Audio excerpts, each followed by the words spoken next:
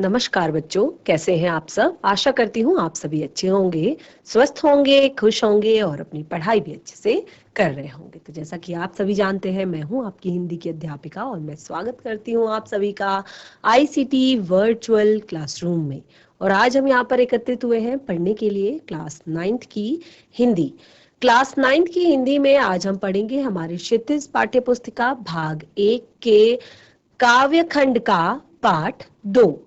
काव्यखंड के पाठ 1 का पाठ एक कबीर की साखियां एवं सबद जो है वो हमने पढ़ लिया था। और साथ ही हमने गद्य खंड का जो हमारा एक चैप्टर है दो बैलों की कथा, वो भी अपना कंप्लीट कर लिया था। तो आज हम पढ़ेंगे क्षितिज पाठ्य पुस्तिका के काव्य खंड का पाठ 2। तो पाठ 2 है वाक। वाक लदगत जी द्वारा लिखे गए वाक हैं। देखिए, आप जिस तरह से हमारे गद्य खंड में अलग अलग शैलियों में हमारे चैप्टर लिखे जाते हैं, कोई कहानी विधा में, कोई निबंध विधा में, कोई संस्मरण विधा में, कोई यात्रा वृतांत। बिल्कुल इसी तरह से काव्य खंड में भी अलग अलग विधाएं होती हैं। कोई आपकी कविता होती है, कोई आपकी शायरी होती है, कोई आपके गजल होते हैं, कोई वाक होते हैं, कोई सवैये होते हैं या कोई दोहे होते हैं। तो इस तरह से हम लदगत जी के वाक यहाँ पर पढ़ेंगे। तो लदगत जी ने शिव भगवान को अर्पित किए हुए अपने वाक यहाँ पर दिए हैं, तो उन वाकों को हम पढ़ेंगे। बहुत ही ज्यादा इंटरेस्टिंग चैप्टर है, बहुत ही ज्यादा महत्वपूर्ण है और बहुत ही ज्यादा आनंद आपको पढ़ने में आने वाला है। तो इस पाठ को पढ़ेंगे, वाक को पढ़ेंगे, उसके भावार्थ को समझेंगे। तो बिल्कुल रेडी हो जाइए आप सभी, चलते हैं स्मार्ट बोर्ड की तरफ, शुरू करते हैं अपने आज का सेशन। सभी बच्चे ध्यान पूर्वक पढ़ेंगे और समझने का प्रयास करेंगे। वाक शुरू करने से पहले हम लदगत जी के जीवन परिचय को पढ़ेंगे, उनके बारे में जानेंगे कि उन्होंने किस तरह से यहाँ पर ये वाक लिखे गए हैं और कौन सी ये जो काव्य शैली है उनकी। तो सबसे पहले शुरू करते हैं उनका जीवन परिचय।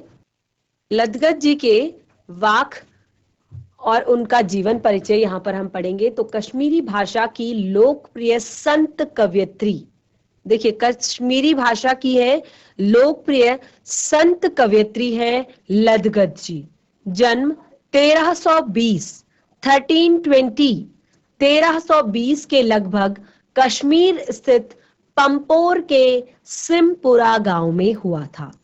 लदगत जी का जन्म, ध्यान रखिएगा, लदगत जी का जन्म कश्मीर के, जो कश्मीर है वहां के पंपोर के सिमपुरा गांव में 1320 के आसपास हुआ था। और उनके जीवन के बारे में कोई भी प्रामाणिक जानकारी यहाँ पर नहीं है। लदगत जी का जन्म आप देख सकते हैं 1320, काफी समय पहले की बात है। तो उनके जीवन के बारे में कोई प्रामाणिक जानकारी यहाँ पर नहीं दी गई है। लदगत को लल्लेश्वरी, उनके कुछ नाम यहाँ पर दिए गए हैं, लल्लेश्वरी, लला, लल योगेश्वरी, ललाफिरा आदि नामों से जाना जाता है। जो वहां पे उनके लोकल नाम है या जो उनके नाम है उनसे उन्हें जाना जाता है। उनका देहांत सन 1391 के आसपास माना जाता है। तो आप देख सकते हैं जन्म और मृत्यु भी उनकी एकदम से क्लियर नहीं है यहाँ पर कुछ भी, क्योंकि काफी समय पहले की बात है। तो लदगत की काव्य शैली को वाक कहा जाता है। जिस प्रकार हिंदी में, जैसे कि मैंने आपको बताया कि उनके वाक लिखे गए हैं, जिस प्रकार कबीर के दोहे होते हैं, मीरा के पद होते हैं, तुलसी की चौपाई होती है और रसखान के सवैये होते हैं। तो जैसे आपने देखा होगा कि हम मीरा के पदों को पढ़ते हैं, कबीर दास जी के दोहे पढ़ते हैं, तुलसीदास जी की चौपाइयां पढ़ते हैं, रसखान के सवैये पढ़ते हैं। उसी प्रकार यहाँ पर जो लदगत जी हैं उनके वाक प्रसिद्ध हैं और उन अपने वाकों के जरिए उन्होंने जाति धर्म की संकीर्णताओं से ऊपर उठकर, देखिए उस समय भी उन्होंने जाति धर्म की संकीर्णताओं से ऊपर उठकर भक्ति के रास्ते पर चलने का जोर दिया और जिसका जुड़ाव जीवन से हो। उन्होंने धार्मिक आडंबरों का विरोध किया और प्रेम को सबसे बड़ा मूल्य बताया। तो इस प्रकार लदगत जी का जो शेष जीवन परिचय है वो आप पढ़ लेंगे, आपकी पाठ्य पुस्तिका में दिया गया है। आगे जो भी बहुत ज्यादा महत्वपूर्ण हमने यहाँ पर जीवन परिचय था उसको हमने डिस्कस कर लिया है। तो भक्ति काल की जो व्यापक जन चेतना और अखिल भारतीय स्वरूप से परिचित कराने के उद्देश्य से यहाँ पर जो लदगत जी के 4 वाक दिए गए हैं और ये आपके कश्मीरी भाषा में लिखे गए हैं। इनको हिंदी का अनुवाद यहाँ पर किया है और इन सभी जो 4 वाक दिए हैं, इन्होंने सबसे पहले तो इन्होंने ईश्वर की प्राप्ति के लिए किए जाने वाले प्रयासों की चर्चा अपने इन पहले वाक में की है। दूसरे वाक में इन्होंने बाह्य आडंबरों का विरोध करते हुए कहा है कि अंतःकरण से संभावी होने पर ही मनुष्य की चेतना व्यापक हो सकती है। और यहाँ पर जो आपके बाकी के यहाँ पर तीसरा जो वाक है, इसमें इन्होंने आत्मलोचन की अभिव्यक्ति की है। और चौथा जो आपका यहाँ पर इनका वाक है, इसमें ईश्वर की सर्वव्यापकता का इन्होंने बोध कराया है और साथ ही भेदभाव का विरोध किया है। तो इस तरह से यहाँ पर 4 वाक हमें दिए गए हैं लदगत जी के, और ये इन वाकों का हिंदी अनुवाद यहाँ पर हमें दिया गया है। तो इनका भावार्थ हम पढ़ेंगे।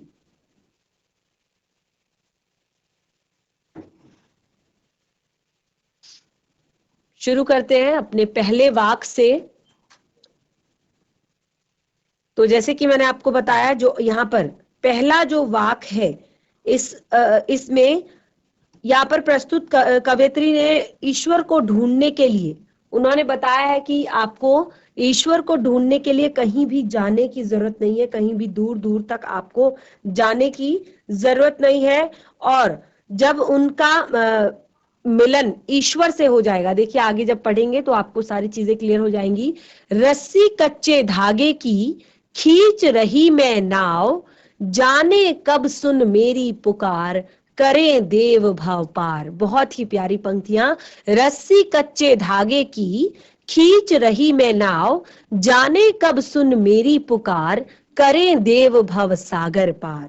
तो इन पंक्तियों में कवयित्री ने अपने इंतजार और अपने प्रयास का वर्णन किया है, यानी कि उनका इंतजार कि वो कब भवसागर से पार लगे, और साथ ही उनका प्रयास कि वो इस भवसागर से पार निकलने के लिए क्या क्या प्रयास कर रही हैं। तो कहते हैं, पानी टपके कच्चे सकोरे, व्यर्थ प्रयास हो रहे मेरे, जी में उठती रह रह कूक, घर जाने की चाह है घेरे। तो रस्सी कच्चे धागे की, तो यहाँ पर अब कवयित्री अपने प्रयासों का और अपने इंतजार का वर्णन कर रही है कि मैं कितने ज्यादा प्रयास कर रही हूं, कितना इंतजार मुझे है कि कब परमात्मा में उनका मिलन हो जाए, परमात्मा से उनका मिलन हो जाए।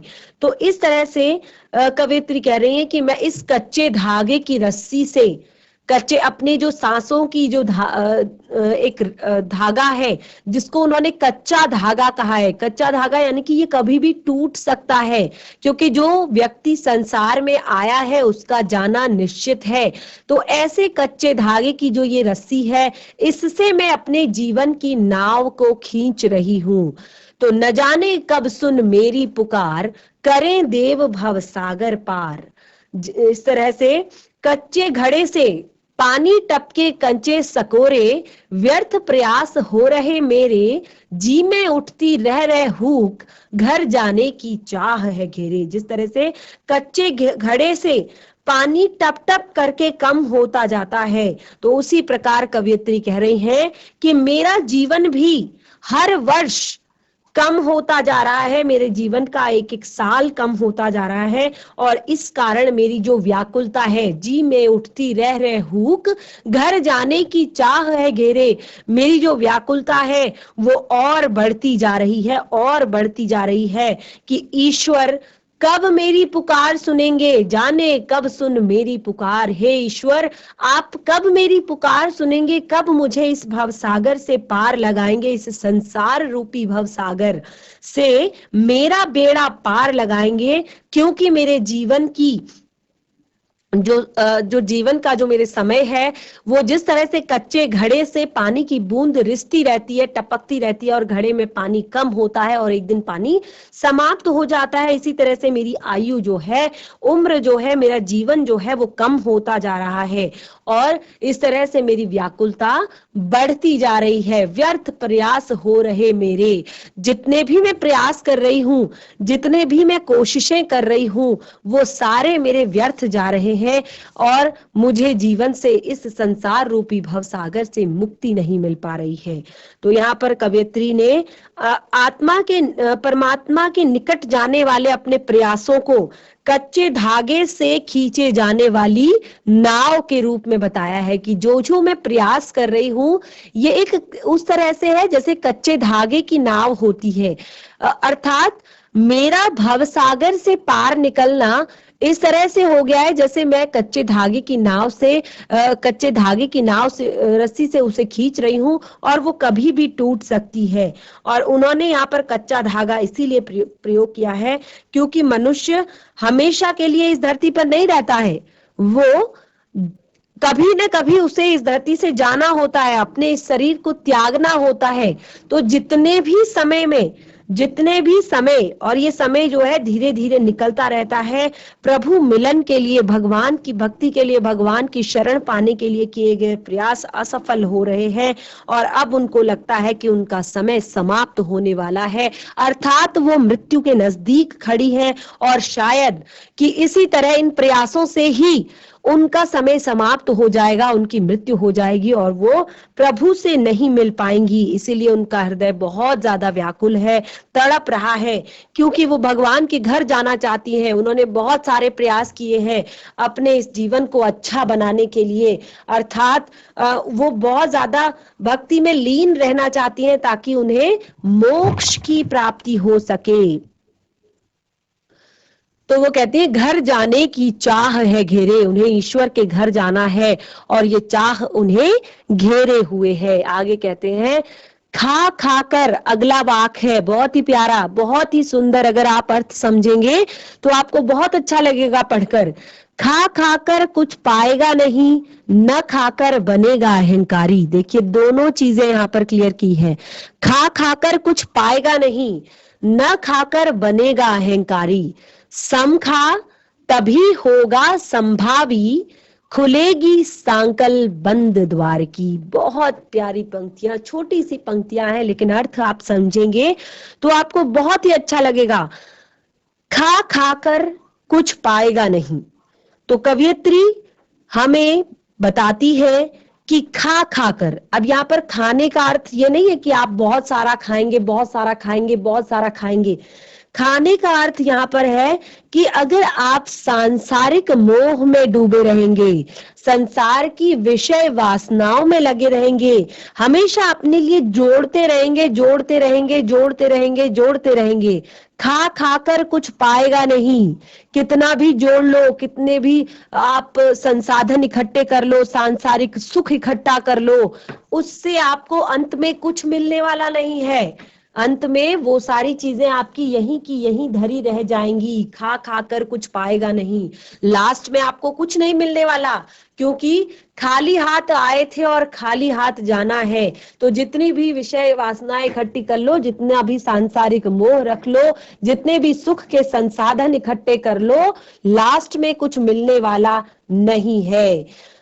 आगे कहती है न खाकर बनेगा अहंकारी। अब यहां पर क्या कहती है कि पहले तो अगर हम खाने में लगे रहेंगे, हम चीजें इकट्ठी करते रहेंगे और हमें इससे भी मोक्ष की प्राप्ति नहीं होगी, क्योंकि हम कभी पूजा पाठ की तरफ तो हमारा ध्यान जाएगा ही नहीं, कभी मोक्ष पाने की तरफ तो हमारा ध्यान जाएगा नहीं। और बिल्कुल इसके अपोजिट, इसके उल्टा, न खाकर बनेगा अहंकारी। अगर इसके विपरीत हम सब कुछ छोड़ दें, सांसारिक मोह माया को छोड़ दें, इन सभी को छोड़कर हम त्याग में लग जाएं, तपस्या में लग जाएं, अखंड तप में लग जाएं, तो इससे भी हमें कोई लाभ होने वाला नहीं है। न खाकर बनेगा अहंकारी, न खाने का अर्थ है सब कुछ त्याग करना। तो उससे भी क्या होगा कि पूरी तरह से जब हम भोगों का त्याग कर देंगे, सांसारिक सुखों का त्याग कर देंगे, तो तब भी हमारे अंदर अहंकार आ जाएगा। तो इससे भी क्या होगा कि हमें ज्ञान की प्राप्ति नहीं होगी। हम हमेशा ये सोचेंगे कि मैं तो बहुत बड़ा साधु बन गया हूं, बहुत ज्ञान मुझे आ गया है, बस उसी के अहंकार में हम फिर से डूब जाएंगे। तो आगे क्या कहती हैं, समखा तभी होगा संभावी। तो अब यहाँ पर कवयित्री कह रही है कि इसके अलावा समखा, सम अर्थात समान, समानता जिसके अंदर होगी वो समखा तभी होगा संभावी। दोनों को समान रूप से देखना है। ऐसा नहीं है कि आप केवल सांसारिक विषय वासनाओं में डूब गए और आप अपने लिए जिस कारण से यहाँ संसार में आए हैं, अपना मोक्ष प्राप्ति के लिए जो आपके द्वार हैं, उनको आप भूल गए। और दूसरा कि आप योग में ही लगे रहे, तप में ही लगे रहे, और आपको संसार में आए हुए जो आपके दूसरे रिश्ते हैं आप उनको भूल गए, आपको अंदर आपके अहंकार आ गया। तो ये दोनों को छोड़कर आपने समखा तभी होगा संभावी। दोनों में आपने समानता बनाए रखनी है, दोनों में आपने समता बनाए रखनी है, और तभी होगा संभावी, और तभी आपकी सारी चीजें संभव हो पाएंगी। आप दोनों चीजों में तालमेल बिठा पाएंगे, अपने गृहस्थ जीवन, अपने सांसारिक सुख और अपने लिए जो आप मोक्ष के द्वार खोल रहे हैं उनको। तो दोनों में आपने बैलेंस बिठाकर चलना है, दोनों में सामंजस्य बिठाना है, तभी आपका संभव हो पाएगा। और आगे कहती हैं, खुलेंगी सांकल बंद द्वार की। अगर आप समानता बनाकर रखेंगे, समभाव अगर आप बनाकर रखेंगे, तभी क्या होगा, खुलेगी सांकल बंद द्वार की। जो आपकी मोक्ष के द्वार जो आपके बंद हो चुके हैं उनकी सांकल खुल जाएगी, उनके कुंडे दरवाजे वो खुल जाएंगे और आपको मोक्ष की प्राप्ति होगी। बस ये है कि आप जीवन में दुख में बहुत ज्यादा दुखी ना होए कि मेरे पास ये नहीं है, मेरे पास वो नहीं है, ये कैसे होगा, वो कैसे होगा, ये कैसे करूंगा, और खुशी में बहुत ज्यादा खुश ना होए। दोनों चीज को समानता से एक्सेप्ट करें, अपने सांसारिक सुखों और अपने मोक्ष प्राप्ति में जो आप कर्म कर रहे हैं मोक्ष प्राप्ति के लिए, दोनों में बैलेंस बिठाकर चले, तभी आप ये संभव हो पाएगा कि आपके लिए मोक्ष के दरवाजे खुले और आप मोक्ष को प्राप्त कर सकें। तो बहुत ही प्यारा यहाँ पर दूसरा वाक हमारा था, बहुत ही छोटा सा, बहुत ही सुंदर सा। आगे, आई सीधी राह से गई न सीधी राह, सुषुम सेतु पर खड़ी थी बीत गया दिन आह। जब टटोली कौड़ी न पाई, मांझी को दूं क्या उतराई। बहुत ही प्यारी पंक्तियां यहाँ पर लदगत जी की। सीधी आई सीधी राह से गई न सीधी राह। तो अब इन पंक्तियों के माध्यम से कवियत्री अपने द्वारा किए जाने वाले ईश्वर को प्राप्त करने के जो प्रयास हैं उन पर कड़ा प्रहार कर रही है। खुद ही अपने प्रयासों के पर कड़ा प्रहार कर रही है। कवियत्री क्या कह रही है, आई सीधी राह से गई न सीधी राह, सुषुम सेतु पर खड़ी थी बीत गया दिन आह। अब कवियत्री कहती हैं कि जब उन्होंने संसार में जन्म लिया था, अपने जीवन की शुरुआत में उन्होंने ईश्वर के प्राप्ति की शुरुआत तो की, उन्होंने ईश्वर के प्राप्ति की शुरुआत तो की, लेकिन उन्हें समझ नहीं आया कि कौन सा रास्ता सही है। आई सीधी राह से, यानी कि शुरुआत तो उन्होंने सही की थी, रास्ता उन्होंने सही चुना था ईश्वर की प्राप्ति का, मोक्ष की प्राप्ति का, पर गई न सीधी राह। अब वो रास्ता भटक गई, उन्हें समझ नहीं आया कि कौन सा रास्ता सही है, कौन सा रास्ता गलत है। इस तरह से सुषुम सेतु पर खड़ी थी, और सुषुम सेतु यानी कि जो जीवन का अंतिम समय था वहां पर वो खड़ी थी, और बीत गया दिन आह, और उनके जीवन का अंत नजदीक आ गया, उनके जीवन का अंत नजदीक आ गया। यानी कि वो यहाँ पर कहती है कि वो मार्ग भटक गई। मार्ग भटकने का अर्थ कि वो सांसारिक आडंबरों में बहक गई। सांसारिक आडंबर, उन्होंने ईश्वर भक्ति के लिए सोचा कि अरे ये जो संसार आडंबर करता है कि ऐसे पूजा करनी है, वैसे पूजा करनी है, ऐसे भगवान को मनाना है, ऐसे छुआछूत को मानना है, ये करना है, वो करना है, जाति धर्म का भेदभाव करना है। तो वो कहती हैं कि मैं प्रभु भक्ति के आडंबरों में बहक गई, और इन आडंबरों में बहुत सारी चीजें थी, जैसे कुंडली फेरना, जप करना, जागरण करना, लेकिन इन सब को करके भी मुझे परमात्मा प्राप्त नहीं हुए। जीवन भर मैंने सब कुछ किया प्रभु भक्ति के लिए, प्रभु को प्राप्त करने के लिए, मोक्ष को प्राप्त करने के लिए, लेकिन उसके बाद भी मुझे कुछ हासिल नहीं हुआ। सुषुम सेतु पर खड़ी थी, बीत गया दिन आह। यानी कि वो अपने जीवन के अंतिम समय पर आ पहुंची, और एक दिन ऐसा हुआ कि उनके जीवन की शाम ढल गई, उनके जीवन का दिन ढल चुका है। और अब वो कहती हैं, जेब टटोली कौड़ी न पाई।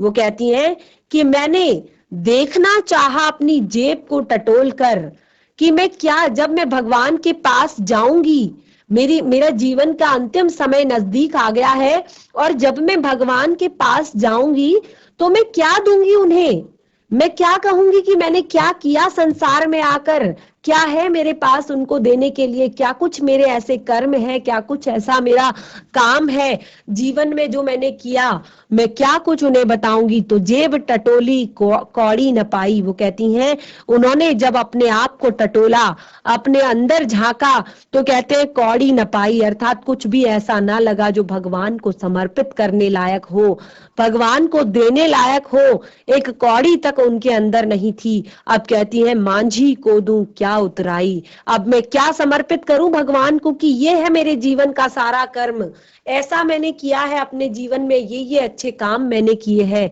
तो मांझी को दूं क्या उतराई। बहुत ही प्यारी पंक्तियां। आगे नंबर 4, मैं आशा करती हूं कि आपको ये समझ में आ रहा होगा, और साथ ही जो हमारा नेक्स्ट सेशन होगा उसमें एक एक वाक्य का आपको क्लियरली भावार्थ में लिखवा दूंगी, क्योंकि थोड़ी इसकी जो भाषा है वो आपको थोड़ा सा टफ लग रही होगी, लेकिन जब आप आगे बढ़ेंगे तो आपको क्लियर हो जाएगा ये सारी चीजें।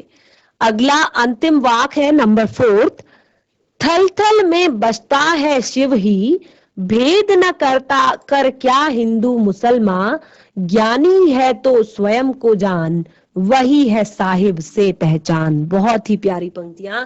जिस प्रकार आपने देखा होगा कि बहुत सारे जो आपके कवि हैं वह भी इसी तरह की बात कहते हैं कि अगर आप सच में ज्ञानी हैं, अगर आप सच में किसी को जानना चाहते हैं तो सबसे पहले अपने आप को जानो। इस संसार को जानने से बड़ा है अपने आप को जानना। अगर आप अपने आप को जान जाते हो, अपने आप को समझ जाते हो, तो फिर संसार आपके लिए समझना बहुत ज्यादा इजी हो जाता है, सरल हो जाता है। कहती हैं, थल थल में बसता है शिव ही, भेद न कर क्या हिंदू मुसलमान, ज्ञान है तो स्वयं को जान, वही है साहिब से पहचान। क्योंकि ईश्वर तो कण कण में निवास करते हैं, प्रत्येक हृदय में निवास करते हैं, हर घर में, हर दिल में, हर जगह में, हर कण में निवास करते हैं। तो कहते हैं थल थल में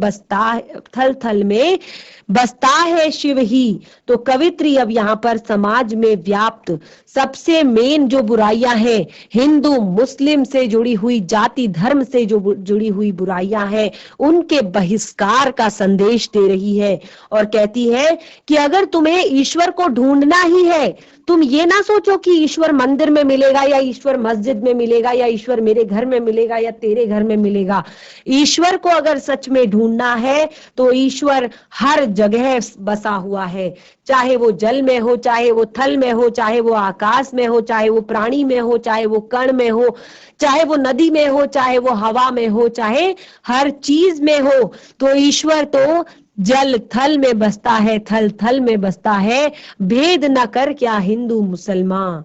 और हमारे अंदर भी, यहाँ तक कि प्रत्येक व्यक्ति के अंदर ईश्वर बसा हुआ है, लेकिन ईश्वर इस भेद को नहीं मानता, इस भेद को मानते हैं मनुष्य, और इसी भेदभाव की दृष्टि के कारण वो ईश्वर को नहीं देख पाते। क्योंकि हिंदू सोचते हैं मुसलमान खराब है, मुसलमान सोचते हैं हिंदू खराब है, लेकिन कभी भी वो दोनों अपने आप को नहीं देखना चाहते, अपने अंदर नहीं झांकना चाहते कि ईश्वर तो हमारे अंदर है, हम सबको ईश्वर ने बनाया है, हम सब एक समान हैं। तो इस तरह से भेद न कर क्या हिंदू मुसलमान, ज्ञानी है तो स्वयं को जान। अब यहाँ पे कवयित्री कह रही हैं, अगर आप सच में ज्ञानी हो, अगर आप इतना ही आपको ज्ञान है कि आप दूसरों के अंदर बता सकते हो कि वो अच्छा आदमी है कि बुरा आदमी है, तो अगर इतना ही आप ज्ञानी हो तो आप पहले अपने आप को जानो। क्योंकि अगर आत्मज्ञान आपको हो गया, अपने आत्मा का ज्ञान आपको प्राप्त हो गया, तो आप ईश्वर को आसानी से पा सकते हैं। आगे की पंक्ति में कहते हैं, यही है साहिब से पहचान। अगर आपने अपने आप को पहचान लिया तो ईश्वर को पहचानना तो बहुत ज्यादा इजी हो जाएगा, बहुत ज्यादा सरल हो जाएगा। इसीलिए यदि आप ज्ञानी हो तो अपने आप को पहचानो, अपनी आत्मा को अपनी आत्मा का जो ज्ञान है वही एक परम उपाय है जिससे हम परमात्मा को समझ सकते हैं। वही है साहिब की पहचान। भगवान की, ईश्वर की पहचान ही वही है कि आपने अपने अंदर झांक लिया, अपने आप को जान लिया, तो आप ईश्वर को जान सकते हो, परमात्मा को समझ सकते हो, और यही उनकी पहचान है। इस तरह से हमारा चौथा वाक भी यहाँ पर कंप्लीट होता है। तो यहाँ पर कवयित्री द्वारा दिए गए चारों वाक हमने पढ़ लिए हैं। तो इस तरह से आपने देखा कि जो ये वाक हैं, एक बार वाक के भावार्थ, यहाँ पर सारांश हम इसका जान लेते हैं कि जो ये प्रस्तुत वाक है, ये इनका हिंदी संकलन मीराकांत जी द्वारा किया गया है, और इसमें जो कवयित्री है लदगत जी, वो हमें कहना चाहती है कि हमें ईश्वर को ढूंढने के लिए मंदिर मस्जिद में जाने की जरूरत नहीं है, क्योंकि ईश्वर को प्राप्त करने का तो केवल एक ही मार्ग है कि आप सच्चे हृदय से अपने अंदर झांको, अपनी आत्मा में झांको। ईश्वर को आप वहीं प्राप्त कर सकते हो। और वो कहती हैं कि आत्मज्ञान ही सच्चा ज्ञान है, और ये जो संसार है ये आडंबरों से भरा हुआ है, और आडंबरों से भरा ये समाज रूपी जो नदी है, उसमें डूबने से हमें केवल ईश्वर बचा सकते हैं। और उन्होंने बहुत सारे धार्मिक और अन्य भेदभावों का यहाँ पर विरोध किया है, ईश्वर को एक बताया है, और सदकर्मों के द्वारा ही हम इस माया जाल से मुक्ति पा सकते हैं, ये हमें बताया है। और कहा है कि कई बार हम सत्कर्म करने में इतने डूब जाते हैं कि हमारे अन्दर अहंकार आ जाता है। तो कवयित्री के अनुसार हम सदकर्म तभी कर सकते हैं जब हमें आत्मज्ञान होता है, और अगर हमें आत्मज्ञान होता है तो हम अहंकार भूल जाते हैं, हमारे अंदर से अहंकार भी समाप्त हो जाता है। तो बच्चों, इस तरह से हमने कवयित्री लदगत जी द्वारा लिखी गए वाक यहाँ पर पढ़े। चारों वाक आप देख सकते हैं, बहुत ही ज्यादा अच्छे हैं, बहुत ही ज्ञानवर्धक हैं, बहुत ही ज्यादा सीख हमें देते हैं।